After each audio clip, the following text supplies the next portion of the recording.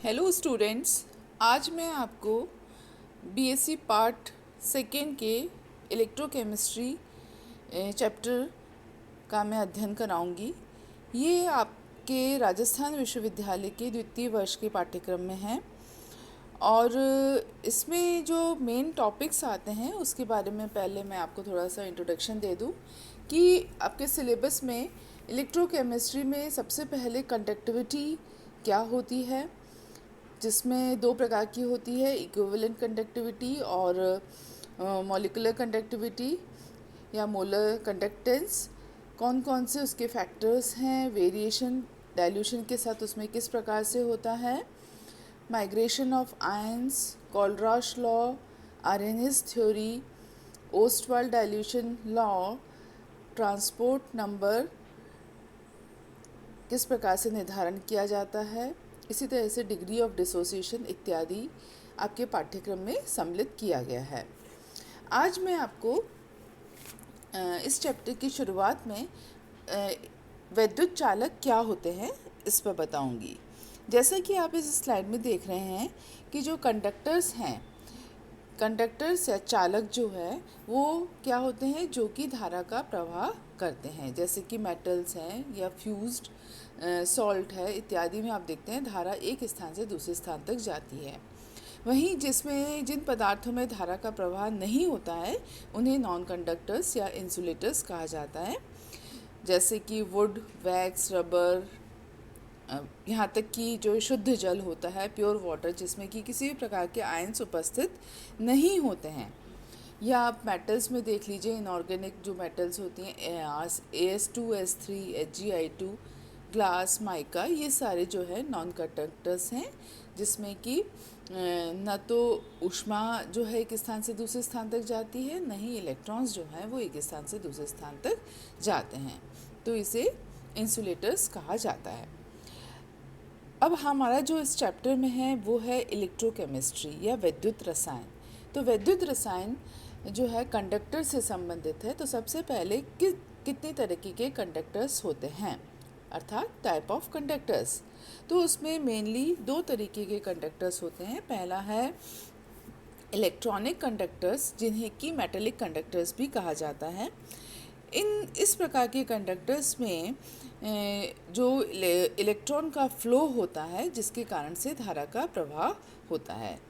तो इसका कारण है, जबकि इस पूरे प्रोसेस के दौरान किसी भी प्रकार का केमिकल चेंज नहीं आता है।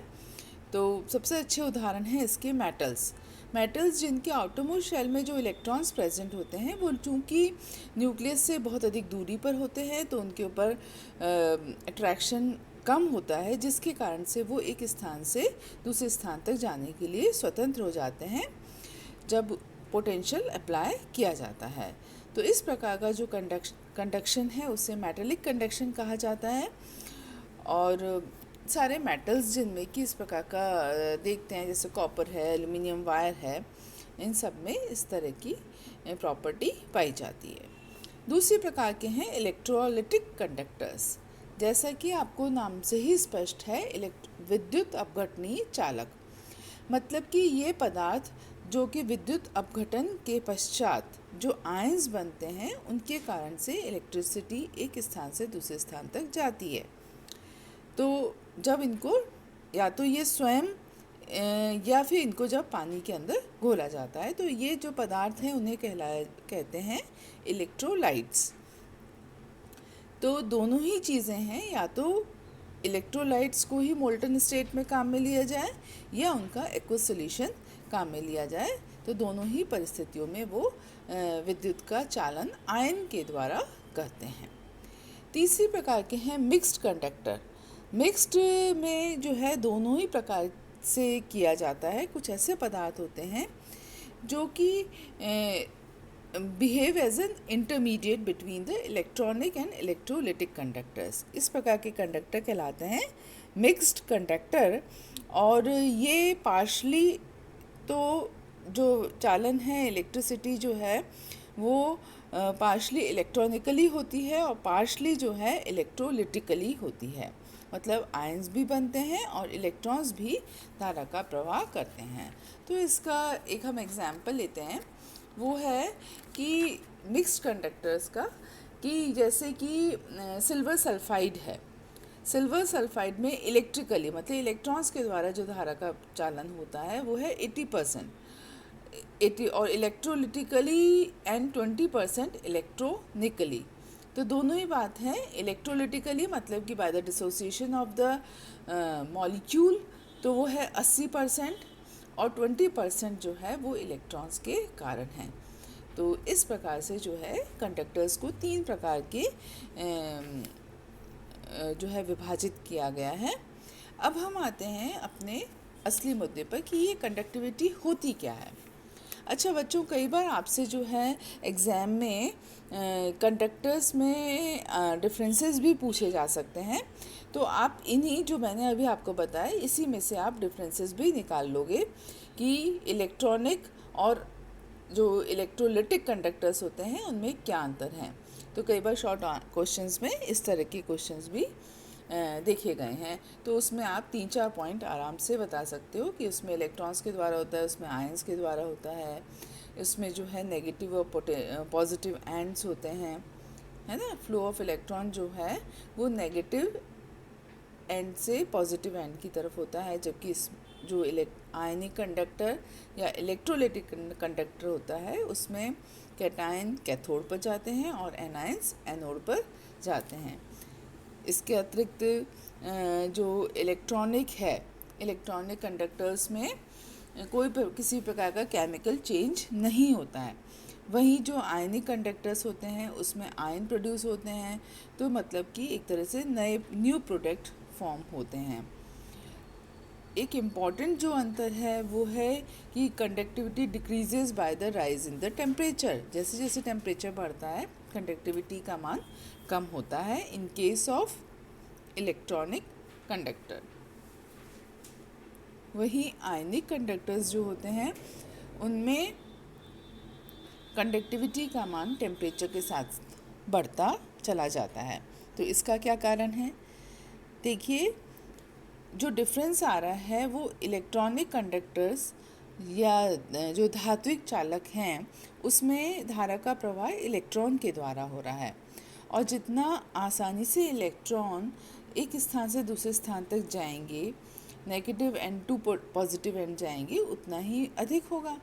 परंतु जब हम टेम्परेचर को राइज़ करते हैं तो इलेक्ट्रॉन्स जो हैं वो एक दूसरे के बीच में बाधा उत्पन्न करते हैं, और उस कारण से कंडक्टिविटी का मान जो है वो कम हो जाता है। वहीं यदि हम इलेक्ट्रोलिटिक कंडक्टर की बात करें या विद्युत अपघटनी चालक की बात करें तो उसमें टेम्परेचर के साथ नंबर ऑफ़ आयंस की संख्या बढ़ती है, और जो धारा है या कंडक्टिविटी है या चालकता है वो नंबर ऑफ़ आयंस के प्रोपोर्शनल होती है। अर्थात जैसे जैसे आयंस बढ़ेंगे वैसे वैसे कंडक्टिविटी का मान भी बढ़ेगा। तो ये जो है कुछ मेन डिफरेंसेस हैं। चलिए अब बात करते हैं कि कंडक्टिविटी होती क्या है, चालकता क्या है। तो चालकता हमने परिभाषा में बता दिया कि या तो ये इलेक्ट्रॉन्स या आयंस के द्वारा जो धारा का प्रवाह होता है एक स्थान से दूसरे स्थान तक, उसे चालकता कहते हैं। चालकता जो है वो रेजिस्टेंस का इनडायरेक्टली प्रोपोर्शनल है।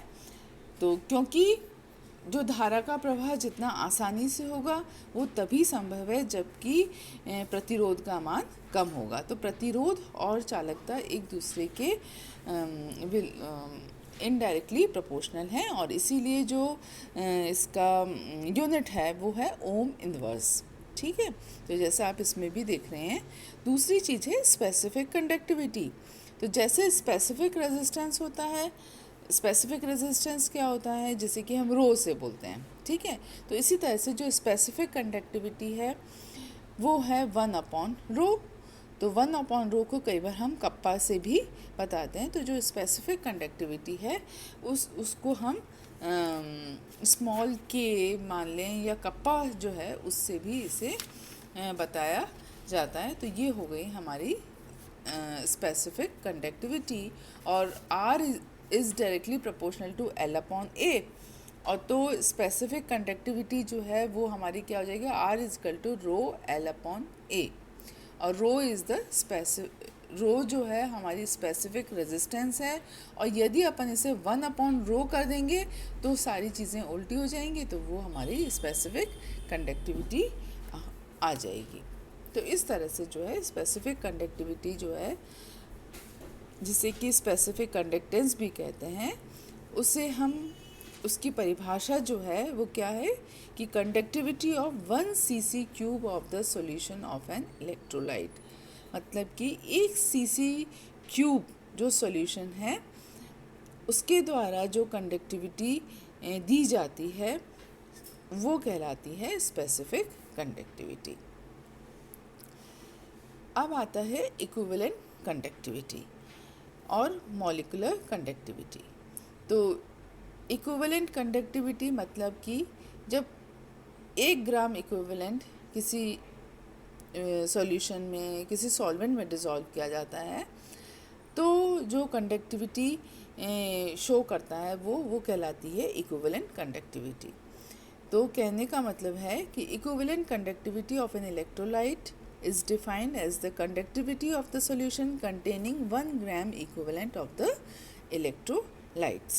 तो ये तो थोड़ा आज हमने आपको इंट्रोडक्शन बताया और इक्विवेलेंट कंडक्टिविटी के बारे में आपको कुछ जानकारी दी।